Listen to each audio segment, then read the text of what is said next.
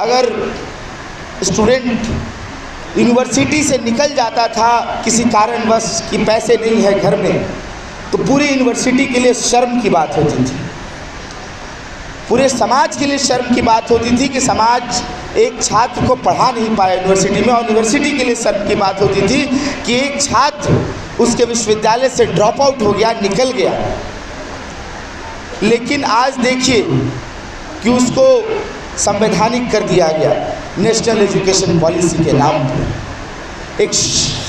एक बेशर्म सरकार जो इस देश में हायर एजुकेशन में नेशनल एजुकेशन पॉलिसी लाती है और कहती है कि 1 साल के अंदर अगर आप पढ़ाई छोड़ेंगे तो आपको डिप्लोमा की डिग्री मिल जाएगी, 2 साल में सर्टिफिकेट और 3 साल में डिग्री। जो एक शर्म की बात होती थी कि ड्रॉप आउट करना, आज वो कह दी है कि इसको कानूनीकरण कर दिया गया है, इसका संवैधानिकरण कर दिया गया है।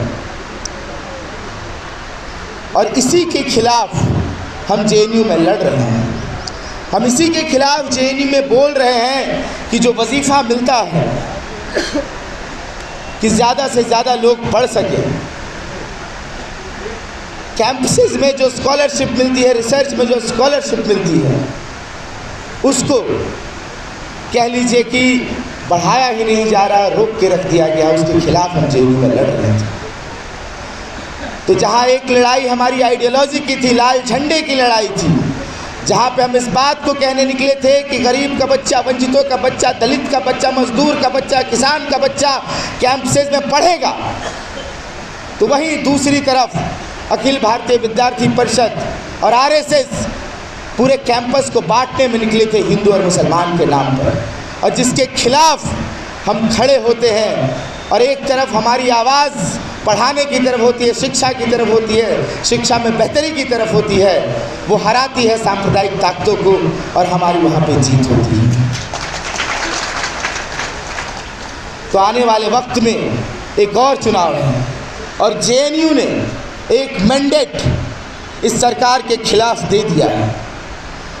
जेएनयू में आप भी जानते हैं कि देश के अलग अलग हिस्सों से लोग पढ़ने आते हैं।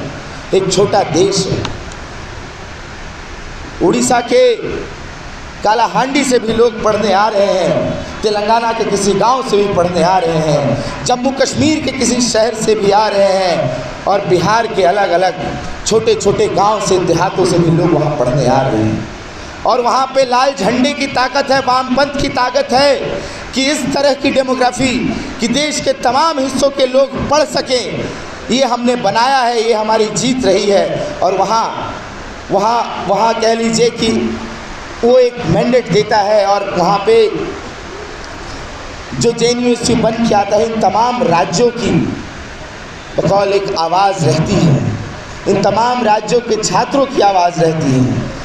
तो आने वाले वक्त में देश में भी चुनाव है, और देश में भी चुनाव, राज्यों के लोग वोट देंगे।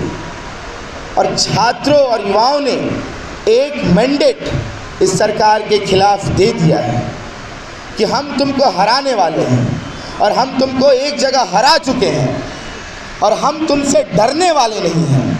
और यही 2024 के इस आम चुनाव में होने जा रहा है। थोड़ी मजबूती हमें और दिखानी है। कहते हैं कि न हम सफ़र न हम नशी से निकलेगा, हमारे पाँव का कांटा हमी से निकलेगा।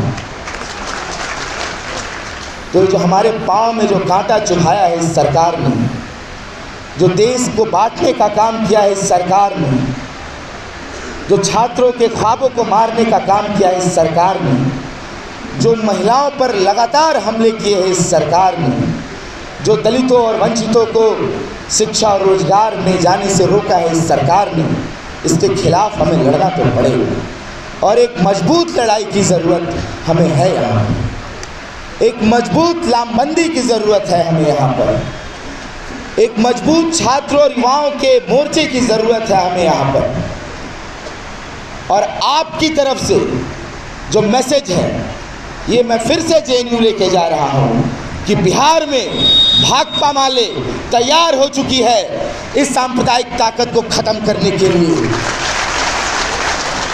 और हम जेएनयू की तरफ से पूरे देश को आह्वान ये करेंगे कि आप भी तैयार बिहार के तर्ज पर, लाल झंडे के तर्ज पर, कि ऐसी फासिस्ट सरकार को, ऐसी खूनी सरकार को, ऐसी सांप्रदायिक सरकार को जड़ से उखाड़ फेंकने के लिए और देश में संविधान को बचाने के लिए, इस देश को बचाने के लिए वंचितों और दलितों, मजदूरों, किसानों, महिलाओं की आवाज़ को बचाने के लिए शुक्रिया। इनकलाब जिंदाबाद।